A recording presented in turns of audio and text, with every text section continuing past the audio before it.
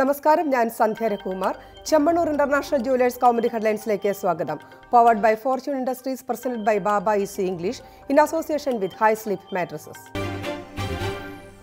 ജനപ്രിയന് നിർണായകം. കൊച്ചിയിൽ നടിയെ ആക്രമിച്ച കേസിൽ അന്വേഷണ സംഘത്തിന് മുന്നിൽ ഹാജരായി ദിലീപിന്റെ മാനേജർ അപ്പുണ്ണി. 3 ആഴ്ചയോളം നീണ്ട ഒളിവ് ജീവിതത്തിന് ശേഷം അപ്പുണ്ണി ആലുവ പോലീസ് ക്ലബ്ബിൽ ഹാജരായത് ജാമ്യാപേക്ഷ തള്ളിയ ഹൈക്കോടതി നിർദ്ദേശത്തെ തുടർന്ന്. ഗൂഢാലോചന സംബന്ധിച്ച കൂടുതൽ വിവരങ്ങൾ ഇയാളിൽ നിന്ന് ലഭിക്കുമെന്ന് അന്വേഷണ സംഘം. കേസിൽ തനിക്ക് പങ്കില്ലെന്ന് അപ്പുണ്ണി. കേസിൽ കാവ്യ മാധവനെ പോലീസ് വീണ്ടും ചോദ്യം ചെയ്യും. പൾസർ സുനിയെ അറിയില്ലെന്ന നടിയുടെ മൊഴിയിൽ വൈരുദ്ധ്യമെന്ന് അന്വേഷണ സംഘം. 10ഓളം സിനിമകളുടെ സെറ്റിൽ ഇവർ ഒരുമിച്ചുണ്ടായിരുന്നു. പുതിയ കണ്ടെത്തലുകളുടെ അടിസ്ഥാനത്തിൽ ചോദ്യം ചെയ്യലിന് ഹാജരാവാൻ കാവ്യയ്ക്ക് അടുത്ത ദിവസം നോട്ടീസ് നൽകുമെന്നും അന്വേഷണ സംഘം. അതിനിടെ അന്വേഷണം വീണ്ടും സിനിമാ മേഖലയിലേക്ക് വ്യാപിപ്പിച്ച് പോലീസ്. നടിയെ അപായപ്പെടുത്താൻ ദിലീപ് ശ്രമിച്ചേക്കുമെന്ന് ചില താരങ്ങൾക്ക് മുൻകൂട്ടി അറിയാമായിരുന്നുവെന്ന് നിഗമനം.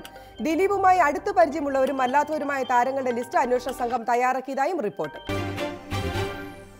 സമാധാനത്തിന് സമവായം തേടി. തലസ്ഥാനത്തെ CPM BJP സംഘർഷത്തിൽ RSS BJP നേതാക്കളുമായി മുഖ്യമന്ത്രിയുടെ ചർച്ച. ഗവർണർ P സദാശിവത്തിന്റെ നിർദ്ദേശത്തെ തുടർന്ന് നടത്തുന്ന സമാധാന ചർച്ചയിൽ BJP സംസ്ഥാന അധ്യക്ഷൻ കുമ്മനം രാജശേഖരൻ, O രാജഗോപാൽ എന്നിവർ. ചർച്ചയുടെ ദൃശ്യങ്ങൾ പകർത്താനെത്തിയ മാധ്യമപ്രവർത്തകരോട് കയർത്ത മുഖ്യമന്ത്രി. സംഘർഷം രൂക്ഷമായ സാഹചര്യത്തിൽ മുഖ്യമന്ത്രിയെയും പോലീസ് മേധാവിയെയും ഗവർണർ ഇന്നലെ വിളിച്ചു വരുത്തിയിരുന്നു. അസാധാരണ നടപടി, അക്രമങ്ങൾ തുടരുന്നതിന്റെ അസംതൃപ്തി നേരിട്ട് അറിയിക്കാൻ. സമാധാനം നിലനിർത്താൻ കർശന ജാഗ്രത വേണമെന്നും P സദാശിവം. കൂടിക്കാഴ്ച സംബന്ധിച്ച റിപ്പോർട്ട് കേന്ദ്ര ആഭ്യന്തര മന്ത്രാലയത്തിന് കൈമാറിയതായി ഗവർണറുടെ ഓഫീസ്. അതിനിടെ തലസ്ഥാനത്ത് വീണ്ടും അക്രമത്തിന് സാധ്യതയെന്ന് രഹസ്യ അന്വേഷണ റിപ്പോർട്ട്. AKG സെന്റർ ഉൾപ്പെടെ എല്ലാ പാർട്ടി ഓഫീസുകളുടെയും സുരക്ഷ വർദ്ധിപ്പിച്ച് പോലീസ്. CCTV നിരീക്ഷണം ശക്തമാക്കിയും അവധിയിൽ കഴിയുന്ന ഉദ്യോഗസ്ഥരെ തിരിച്ചു വിളിച്ചും മുന്നൊരുക്കം. ഏതു സാഹചര്യവും നേരിടാൻ സജ്ജമെന്ന് ലോക്നാഥ് ബെഹ്റ. പ്രതികളെ ഹാജരാക്കും.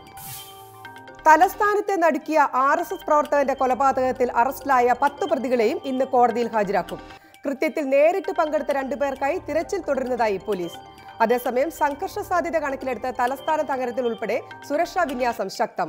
പോലീസിന്റെ ഗുണ്ടാ സ്ക്വാഡും സജീവം. പിടിയിലായവരെല്ലാം കൃത്യത്തിൽ നേരിട്ട് പങ്കെടുത്തവരെന്ന് പോലീസ്. കൊലയിലേക്ക് നയിച്ചത് കൊല്ലപ്പെട്ട രാജേഷും പ്രധാന പ്രതി മണിക്കുട്ടനും തമ്മിലുണ്ടായിരുന്ന പ്രാദേശിക തർക്കങ്ങൾ. ഇതിനു പുറമെ രാഷ്ട്രീയ വൈരാഗ്യം ഉണ്ടായിരുന്നു എന്ന് പരിശോധിച്ചു വരികയാണെന്നും IG മനോജ് എബ്രഹാം.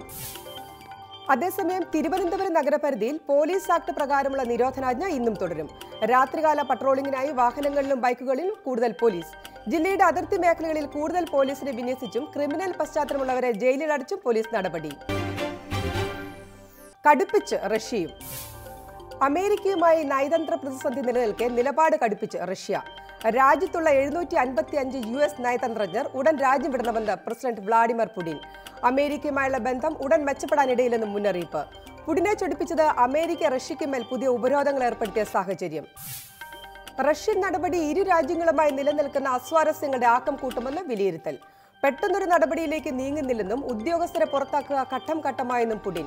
US തെരഞ്ഞെടുപ്പിലെ ഇടപെടൽ അന്വേഷണം പുരോഗമിക്കവെയുള്ള കൊമ്പുകോർക്കൽ ഇരു രാജ്യങ്ങളും തമ്മിലുള്ള ബന്ധത്തെ സാരമായി ബാധിക്കുമെന്നും നിഗമനം. Chemmanur international jewellers Kaumudi headlines സമാപിക്കുന്നു. Powered by fortune industries, presented by Baba easy English in association with high sleep mattresses. അടുത്ത ഹെഡ്ലൈൻസ് 1 മണിക്കൂറിന് ശേഷം. നമസ്കാരം.